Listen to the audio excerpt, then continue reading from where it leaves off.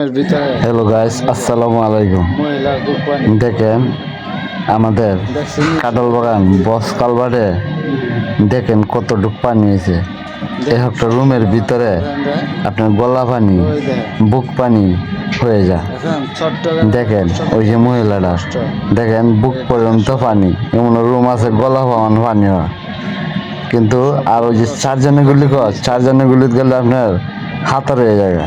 সব যত নিচতলা যত রুম আছিল, এমন কোনো বাড়ির রুমের ভিতরে পুরা রুম এই পানির তলে, কোনো রুম বাসা নাই। চারজনের গুলিত এই অবস্থা। বসকাল বটে, তারপর তো এটা টান জায়গা, তারপর তো একটা রুমের বুক পানি হয়ে যায়। কিন্তু যার যে লোডটা সবচেয়ে উঁচা পান্তাদের লাগে কালভার্ট, বস কালভার্ট লোড, ওইটাতেই দেখেন উড়াত পানি হয়ে গেছে। ওই দেখেন ওই যে লোক যাইতেছে আইতেছে, দেখেন।